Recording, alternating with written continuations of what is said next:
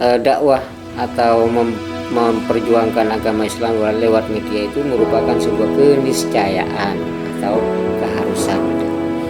Di samping tentunya mempertahankan al-muhafadzatu 'alal qadimis sholih wal ahdu bil jadidil aslah. Menurut saya ini adalah sebuah momentum ya untuk memanfaatkan media-media yang telah ada. Karena kalau tidak kita yang memanfaatkan, maka akan dimanfaatkan oleh orang lain. Itu efektif untuk dijadikan sarana bagi kita untuk menyebarkan nilai-nilai Islam. Cuman yang perlu digarisbawahi yaitu tergantung kreativitas kita supaya apa yang ada dalam isi media tersebut tidak keluar dari nilai-nilai Islam Ahlus Sunnah wal Jamaah.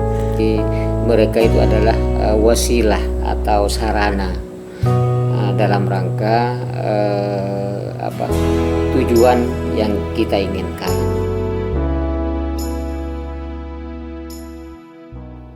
Assalamualaikum warahmatullahi wabarakatuh. Waalaikumsalam warahmatullahi wabarakatuh. Pada malam hari ini kita bertemu dengan narasumber kita, Bapak Zainul Hasan MAG, dengan membawa satu tema, yaitu santri harus menjadi pergerakan di masa depan melalui media. Santri sebagai aktor utama dalam pergerakan sebuah pesantren. Santri harus berupaya keras guna mencapai tafaqquh fiddin. Tidak berupaya keras pendalaman materi kepesantrenan, tapi yang harus kita lakukan adalah muncul di permukaan, baik di masyarakat dan media sosial. Kini sudah ada menjadi tawaran terhangat bagi kita semua. Dengan perkembangan zaman yang semuanya lewat media sosial, bagaimana cara kita untuk mensyiarkan nilai-nilai Islam melalui media? Mungkin perkenalan terlebih dahulu. Baik, terima kasih. Assalamualaikum warahmatullahi ta'ala wabarakatuh. Hamdan wa syukron lillah, bersyukur kepada Allah, berselawat kepada Nabi dengan mengucapkan Allahumma sholli ala Muhammad. Perkenalkan, nama saya Zainul Hasan. Saya adalah sehari-hari sebagai salah satu tenaga edukatif di YIN Madura, tepatnya di Fakultas Tarbiyah. Kemudian di samping itu juga mengabdi sebagai pengurus cabang Nahdlatul Ulama Pamekasan. Dalam hal ini adalah wakil ketua.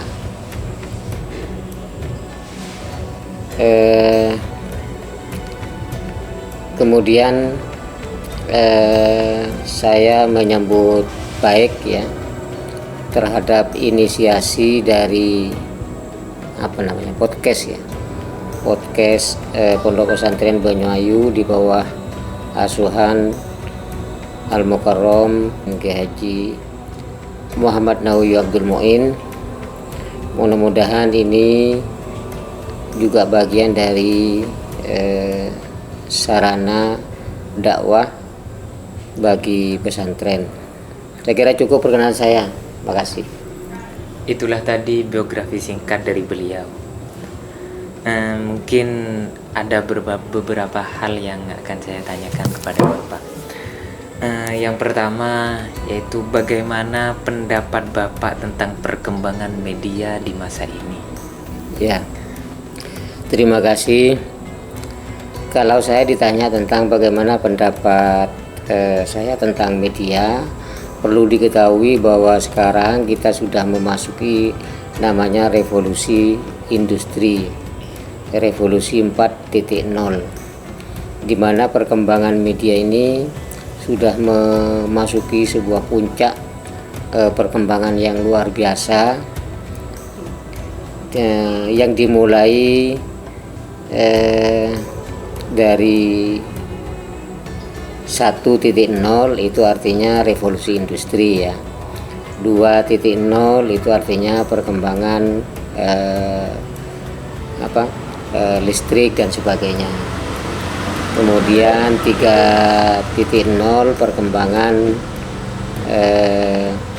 televisi, dan terakhir itu 4.0 itu adalah perkembangan internet. Secara singkat seperti itu ya.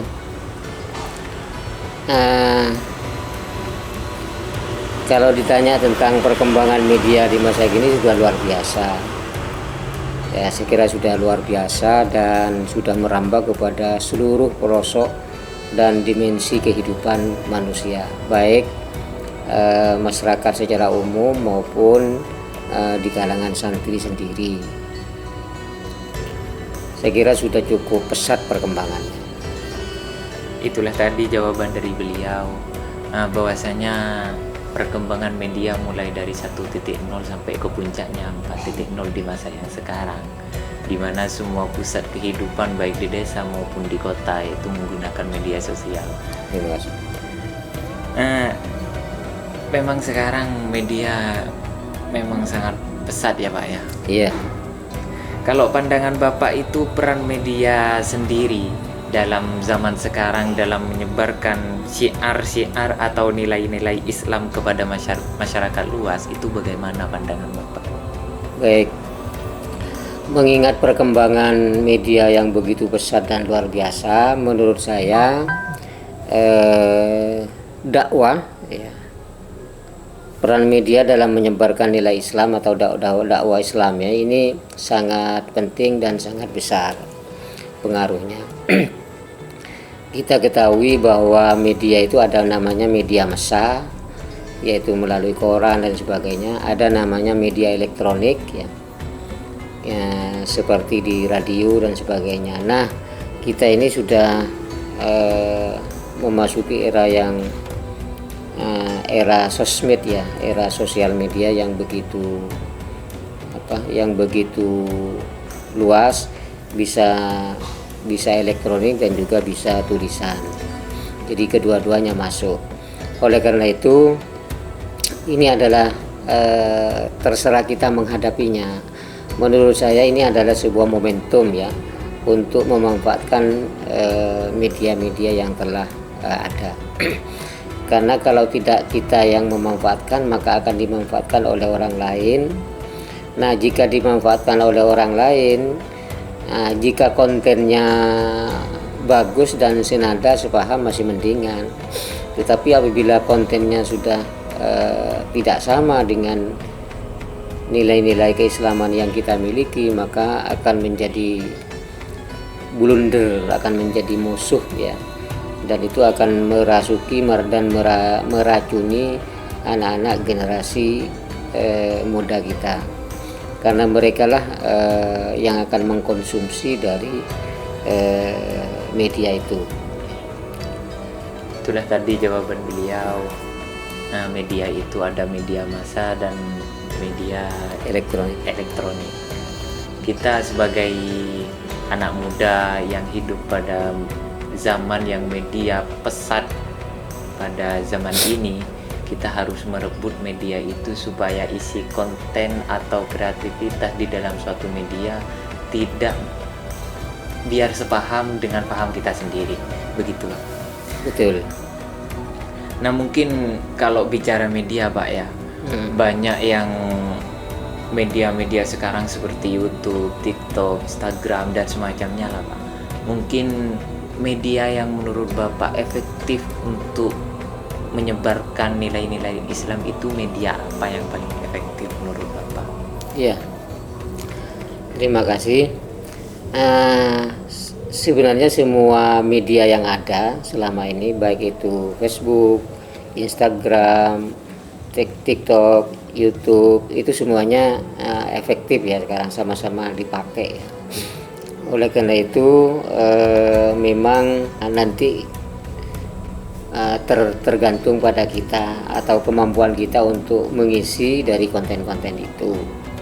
Satu, yang kedua tentunya bagaimana agar isi atau konten itu sesuai dengan ajaran-ajaran Islam, khususnya adalah ajaran Islam ala ahli sunnah wal jamaah.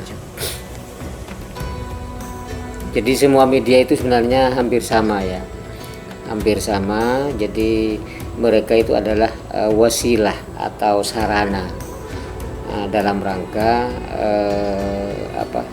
tujuan yang kita inginkan.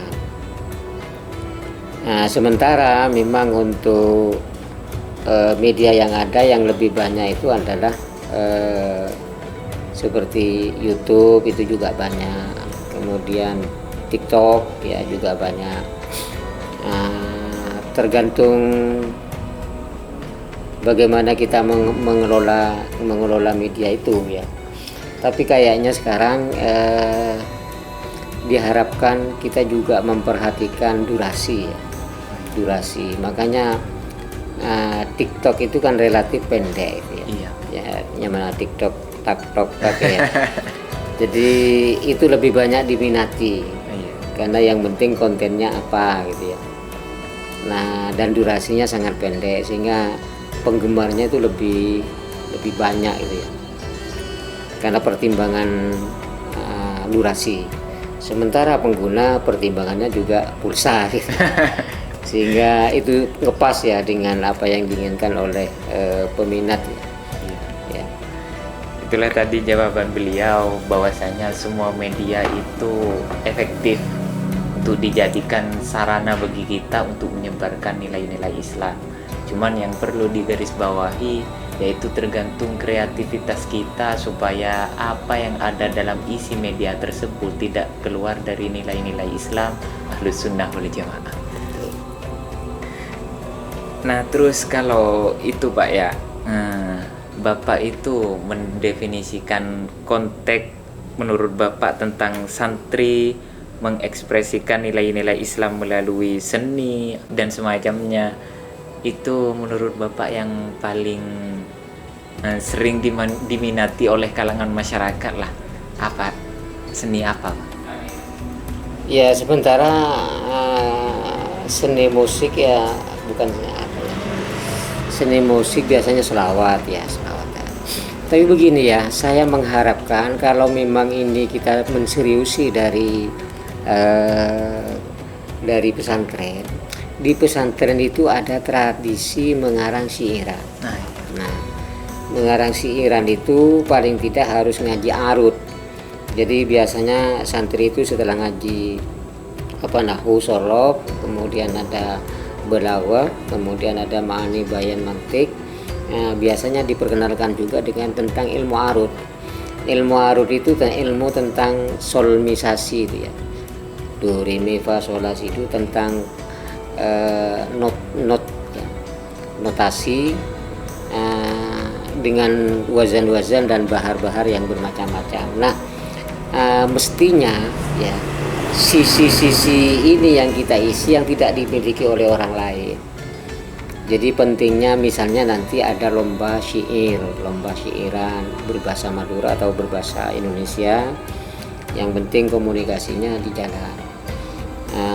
Kemudian sang juri menentukan bahar-bahar tertentu, bahar tawil, bahar rojas, bahar apa gitu ya. Kemudian jadi intinya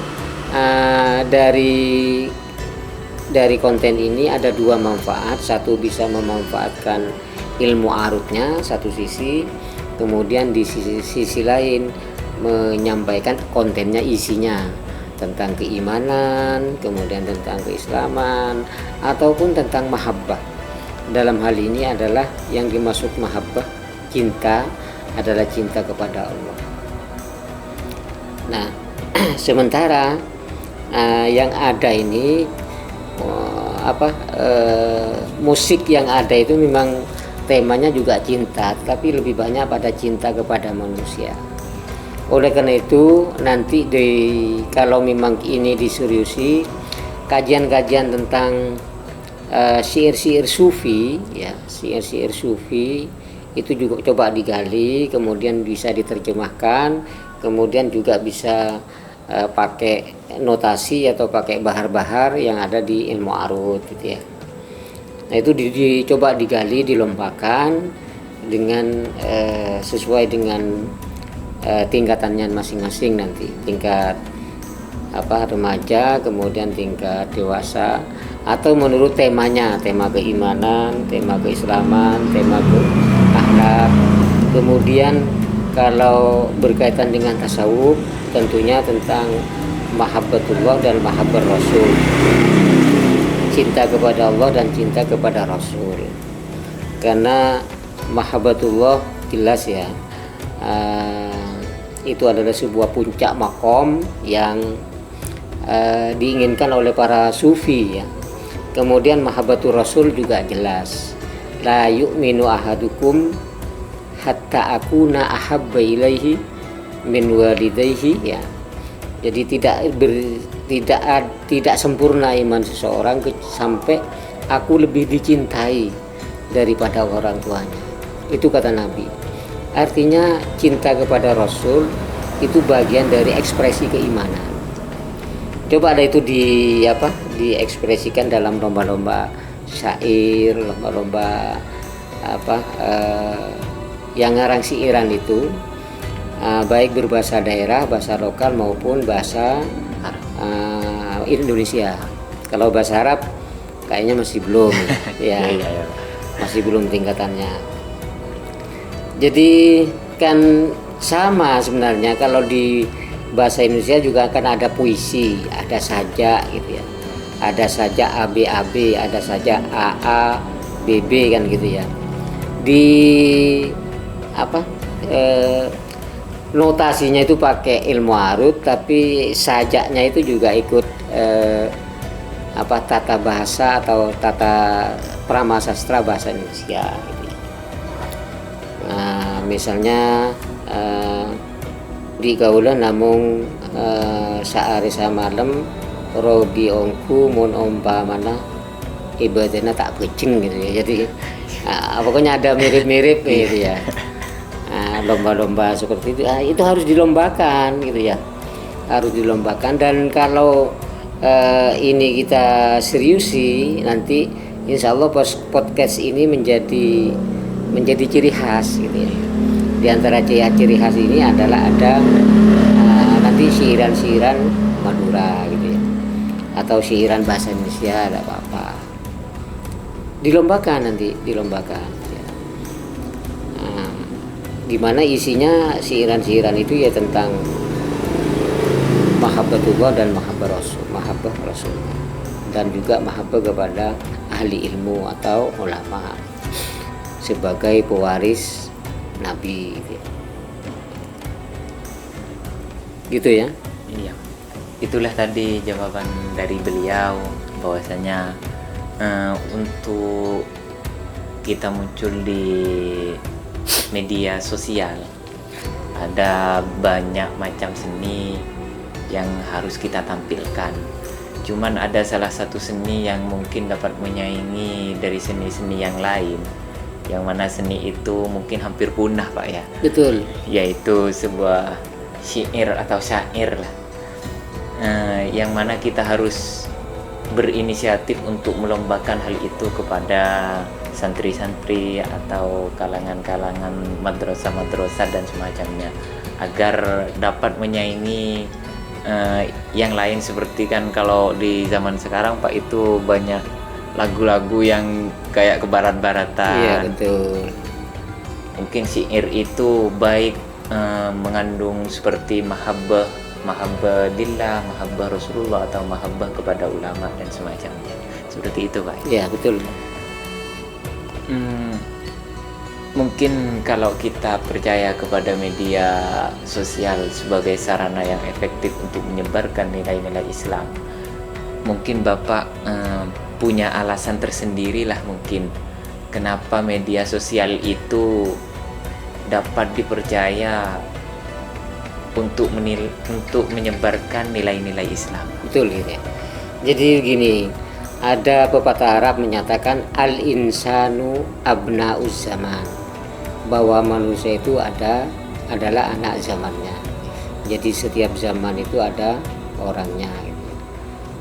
Nah, oleh karena itu, karena kita ini sudah memasuki era digital dan era medsos, maka mau tidak mau kita harus terjun. Oleh karena itu dakwah atau memperjuangkan agama Islam lewat media itu merupakan sebuah keniscayaan atau keharusan. Di samping tentunya mempertahankan al-muhafadzatu 'alal qadimis sholih wal ahdu bil jadidil aslah, mempertahankan nilai-nilai dakwah yang masih lama, yang masih baik. Kemudian juga seperti di sini juga ada buletin itu ya. Tapi juga wal ahdu bil jadidil aslah, juga mengapresiasi nilai-nilai baru yang lebih baik seperti podcast. Jadi di Banyuayu itu sudah al-muhafadzatuhnya ini, wal ahdu bil jadidil aslahnya adalah podcast. Dua-duanya sama-sama, dan itu adalah kaidah yang ada di pesantren ya. Intinya pesantren itu memang dua ya. Al-muhafadzatu 'alal qadimis sholih, mempertahankan nilai-nilai yang ada, yang lama ya, yang ada, yang baik kita pertahankan. Tapi di samping itu juga wal ahdu bil jadidil aslah, mengambil nilai-nilai baru atau mengapresiasi hal-hal yang baru yang lebih baik. Nah, seperti apa yang saya sampaikan tadi, bahwa al-insanu abna'uz zaman, bahwa manusia itu adalah anak zamannya, dan kita saat ini sudah memasuki era digitalisasi, era medsos, maka mau tidak mau kita harus terjun di dalamnya. Namun pesan saya, jangan sampai yang lama itu ditinggalkan.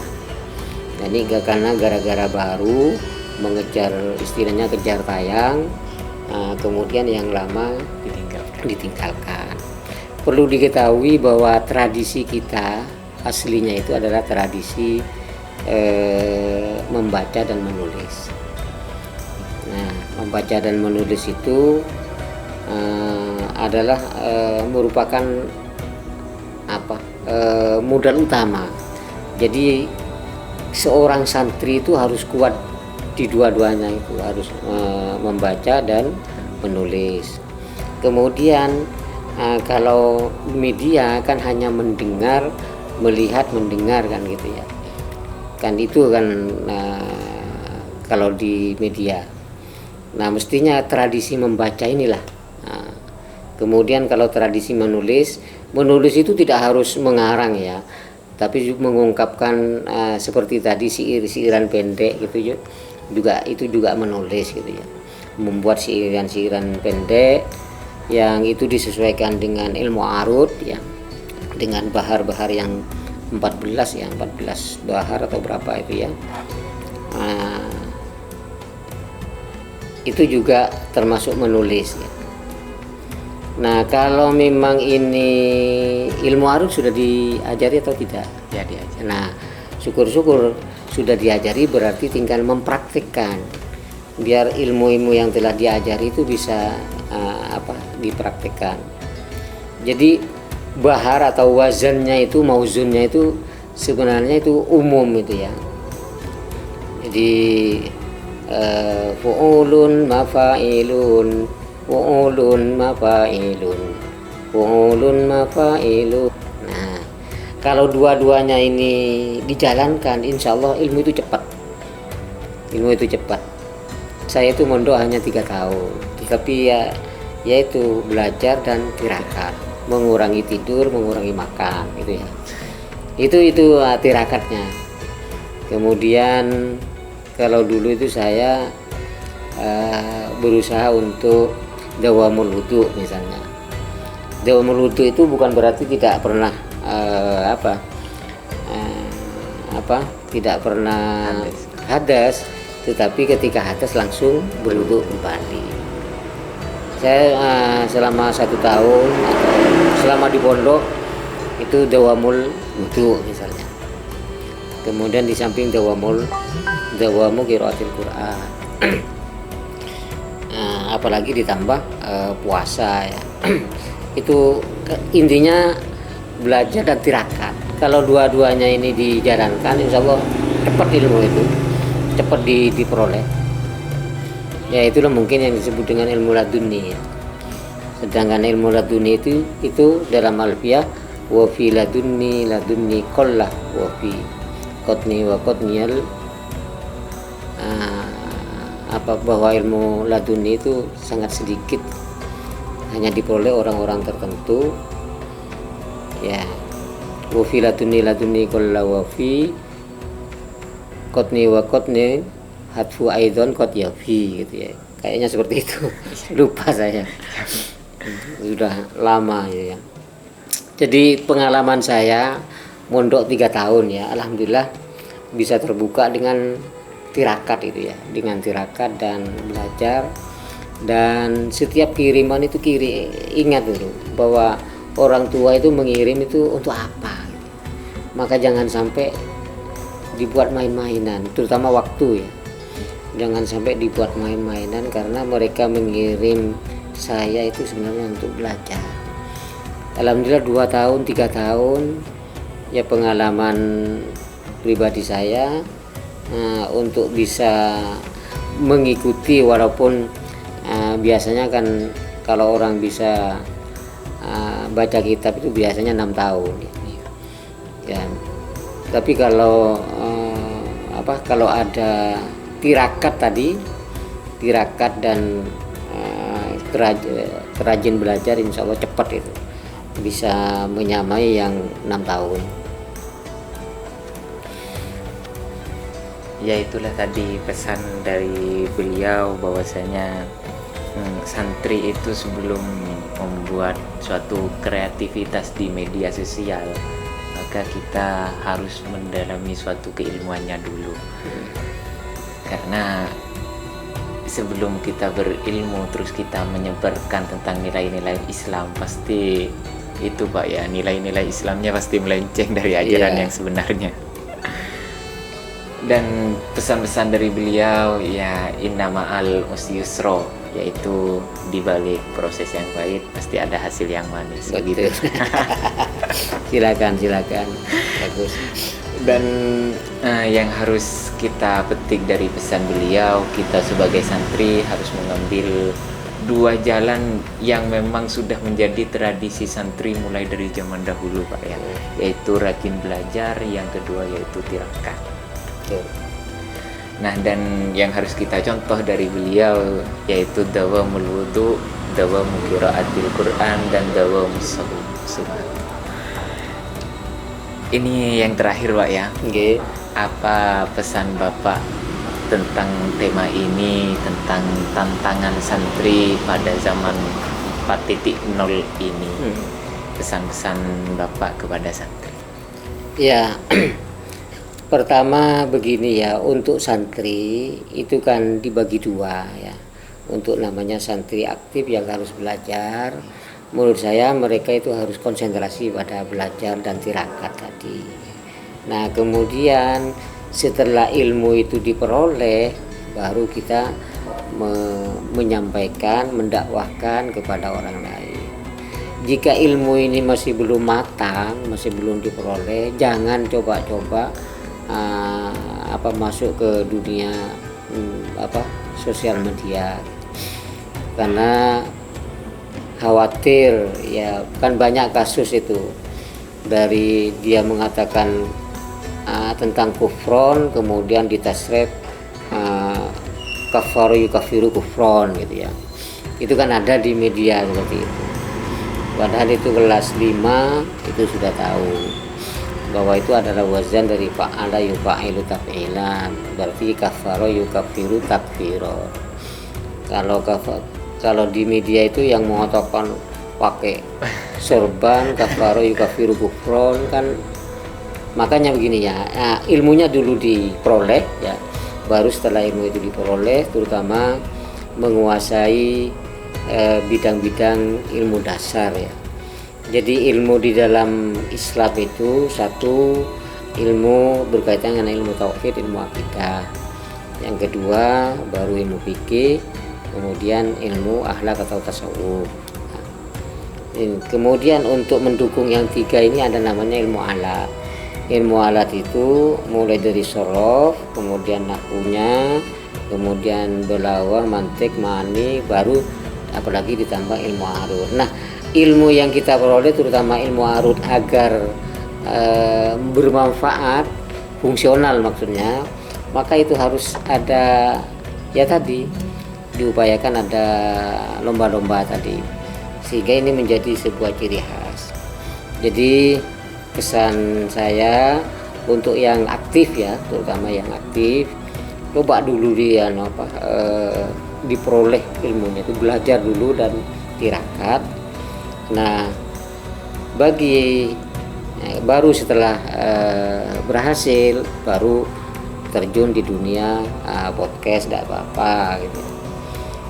Kalau masih ilmunya masih belum didapat, kemudian kepada orang lain, khawatir hasilnya itu ya tidak baik jelas ya, karena ilmunya masih belum diperoleh.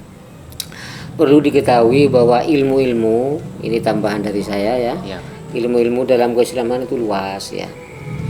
Jadi sebenarnya itu berdasarkan dari 2 ayat namanya ya. Ilmu dari Allah itu diturunkan dalam 2 ayat. Satu ayat tanziliyah, yang kedua ayat kauniyah. Nah, ayat-ayat tanziliyah itu ayat-ayat yang diturunkan, yaitu Al-Quran dan juga hadis. Kemudian ayat kauniyah itu ayat yang alam semesta ini, yang akhirnya menjadi ilmu alam. Jadi ilmu pengetahuan alam itu adalah mempelajari tentang ayat-ayat kauniyah. Oleh karena itu, ilmu, apabila ilmu itu adalah betul-betul ilmunya ilmu yang benar itu ya, pasti sesuai dengan yang kauniyah ini. Karena mempelajari ilmu kauniyah ini, maka pasti sesuai dengan ilmu tanziliyah. Jadi ilmu pengetahuan yang benar itu pasti sesuai dengan Al-Quran. Kenapa? Berdasarkan dari sumber yang sama ya. Jadi jangan dipertentangkan ya antara ilmu pengetahuan alam dengan ilmu Al-Quran dan ilmu hadis, jangan dipertentangkan. Itu semuanya minallah. Jadi malahan ayat-ayat kauniyah itu juga akan mempertebal keimanan kita, sebagaimana difirmankan oleh Allah, Rabbana ma khalaqta hadza batila.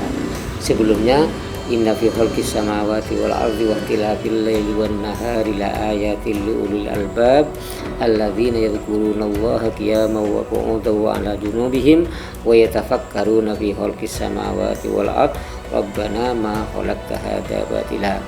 Jadi di sini ada 2. Pertama, yadhkurunallah, ingat kepada Allah, kemudian wa yatafakkaruna fi khalqis samawati. Jadi orang yang yatafakkaruna fi khalqis samawati ini akan melahirkan ilmuwan-ilmuwan, saintis-saintis yang menguasai tentang ilmu pengetahuan alam. Kemudian syukur-syukur apabila yang menguasai ini seorang santri, sehingga nyambung kepada dia di samping yadhkurunallah tapi juga yatafakkaruna fi khalqis samawati gitu ya. Selama ini kita berpisah ini. Ya, yadhkurunallah itu kalangan sendiri, yatafakkaruna kalangan sendiri. Padahal itu satu kesatuan. Ya, saya mempunyai keyakinan seperti itu ya. Jika ketika kita misalnya membaca tentang tentang alam semesta, itu juga sama dengan membaca Al-Quran gitu ya. Misalnya wasyamsu tajri li mustaqarrin laha dzalika taqdirul azizil alim, itu bunyi ayatnya. Tetapi ketika belajar di IPA, bahwa matahari itu berjalan menurut porosnya. Kemudian matahari juga beredar menuju pada porosnya gitu ya. Jadi dalam 1 tahun itu bumi mengelilingi matahari selama 363 hari. Kemudian yang bulan mengitari bumi dalam waktu 29 atau 30 hari. Dan garis gerakannya itu sama dengan gerakan orang tawaf. Jadi gerakan dari kanan ke kiri gitu ya. Jadi bukan searah jarum jam, bukan ya. Jadi orang tawaf itu kenapa kiri harus dari kiri, di sebelah kiri itu harus ada di Ka'bah? Ya memang itu hukum alamnya seperti itu. Jadi bulan mengelilingi bumi ya dari kanan ke kiri gini ya. Demikian juga bumi mengelilingi matahari juga arahnya seperti itu, bukan arah seperti arah jarum jam. Oleh karena itu, kalau sekarang ada ilmuwan NASA Amerika Serikat meramalkan bahwa matahari nanti akan terbit dari sebelah barat, bagi Allah itu sangat mudah. Dari beredar dari kanan ke kiri, diputar aja dari kiri ke kanan, sudah matahari terbit dari sebelah barat itu. Ya. Menambah keyakinan, menambah bahwa Allah itu maha kuasa, Allah maha segalanya, bahwa Allah maha mengatur. Kemudian yang kedua juga tidak boleh menghina dan memperolok-olokkan orang lain, baik karena apapun ya, terutama karena dia dari segi rupa ya. Karena saya ingat firman Allah adalah yusawwirukum, yang memberikan rupa. Jadi orang menghina orang lain karena rupanya jelek dan sebagainya itu sama dengan menghina siapa yang menciptakan. Ingat itu ya, Allah yusawwirukum, Allah yang memberikan rupa bentuk sehingga misalnya hidungnya PC atau apa gitu ya, tidak boleh itu ya, karena itu semuanya adalah ciptaan Allah. Itu yang perlu kita pahami. Closing statement saya menyatakan terima kasih dan mengucapkan selamat kepada podcast Pondok Pesantren Banyuayu. Mudahan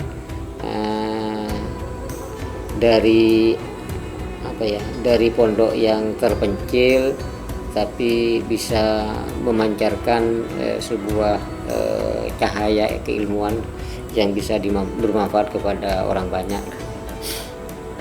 Karena sekarang ini justru semakin ke desa itu semakin semakin banyak peminatnya. Kenapa? Karena orang sudah bosan dengan kehidupan kota. Nah, seperti fenomena Gus Ikam itu ya, itu ribuan, 20.000 satu kali ngaji, sampai 25.000 satu kali ngaji. Padahal ya dakwanya ya hanya gitu. Yang ditanya, tapi apa ya yang menjadi magnet ya? Karena disesuaikan dengan kondisi milenial gitu ya. Itu kalau malam Selasa pengajian itu 25.000 itu. Padahal kadang-kadang hak pilih seseorang dalam satu desa hanya 2.000. Iya. Atau coba tanyakan hak paling lebar di daerah Plakpak dan Perumbungan itu hak pilihnya 15.000. Ini yang ngaji 25.000. Sampai itu luar biasa. Tentunya ada maunah ya. Ada maunah. Karena di luar biasa ada keluar biasaan, tentunya ada biasanya maunah. Ya biarlah itu bagian Gus Ikam ya. Orang itu kan masing-masing, nanti kuburan kita juga masing-masing, amal kita juga masing-masing. Tidak terlalu risau iri kepada yang lain, memang ada caranya tersendiri. Insya Allah kalau orang itu ingat itu, tidak iri kepada orang lain, kemudian selalu ingat kepada dirinya, muhasabah linnafs. Karena Allah Ta'ala berfirman, wa fi anfusikum afala tubsirun, dan dalam dirimu apakah kamu tidak pernah berpikir, tidak pernah berenung ya. Itu sesuai dengan hadis, man arafa nafsahu faqad arafa rabbahu. Ada di Al-Qur'an itu.